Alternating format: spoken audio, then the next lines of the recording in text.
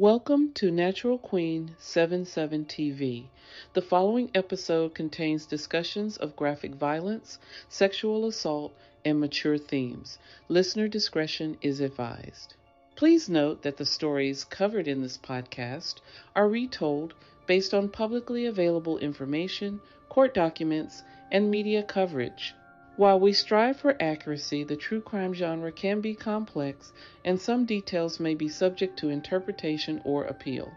All individuals discussed are innocent until proven guilty in a court of law. Hey, welcome back to NaturalQueen77 TV. Pull up a chair, because today we're picking up right where we left off. We're going back to the Tylenol story, but this time we're not looking at the original crime. We're looking at what happened after the copycats, the con artists, the killers who saw what one anonymous poisoner did to Chicago in 1982 and thought, I can use that. This is the story of the Tylenol copycats. If you haven't listened to our last episode yet, go do that first. But for everyone who has, let's pick up in 1986, 4 years after Chicago, Auburn, Washington, June 11th, 1986. A 40-year-old woman named Sue Snow woke up with a headache, took a couple of extra-strength Excedrin, and collapsed in her bathroom.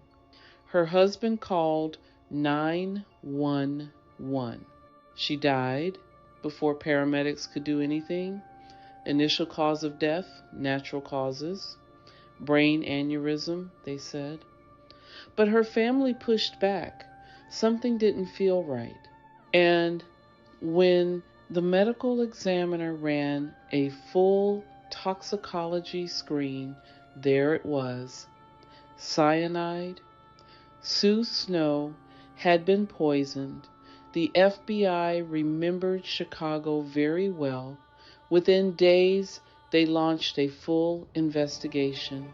Within weeks, they found 2 more bottles of cyanide-laced Excedrin at stores in the Auburn area. This was a copycat. Someone had studied the 1982 murders, bought Excedrin capsules, filled them with cyanide, and quietly put them back on the shelves. Then a woman named Stella Nickel called investigators. She said her husband Bruce had died just weeks earlier, and she was pretty sure he'd taken Excedrin too. She was right. Bruce Nickel died of cyanide poisoning. Here's where it gets dark. Most surviving family members are devastated. Stella Nickel was calculating she had taken out a massive life insurance policy on Bruce worth around $100,000 normally. But if his death was ruled accidental, the kind of thing that could happen if a random product tampering killed him, that payout jumped to over $1.5 million. Investigators looked harder, and what they found was extraordinary. When forensic scientists analyzed the cyanide in Stella's bottles, they found something unusual mixed in with the crystals.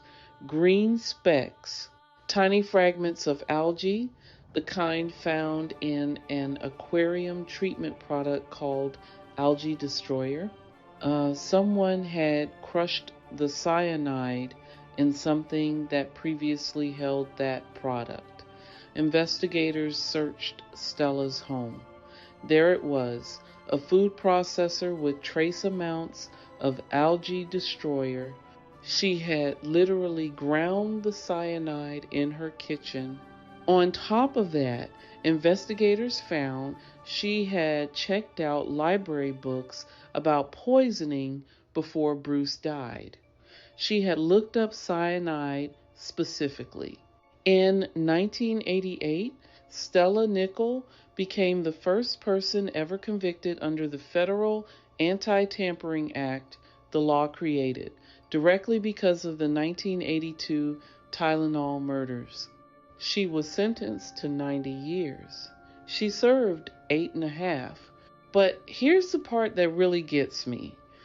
Sue Snow, the woman who died first, had absolutely nothing to do with Stella Nickel. She was a complete stranger.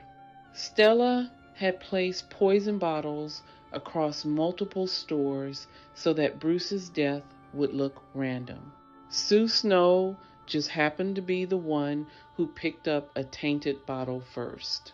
An innocent woman died so Stella Nickel could collect an insurance payout.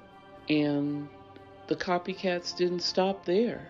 Also in 1986, just months after Washington State, a 23-year-old woman named Diane Elsroth died in Yonkers, New York, after taking cyanide laced Tylenol. Johnson & Johnson did another massive recall. That case still unsolved to this day.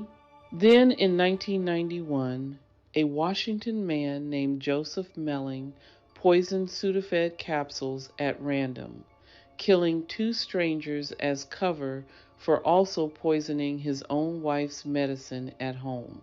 He wanted her dead for insurance money too. He is still in federal prison.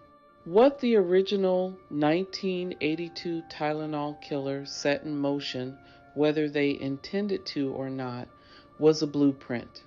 A terrifying, replicable blueprint for how to kill someone and make it look like a random act of madness.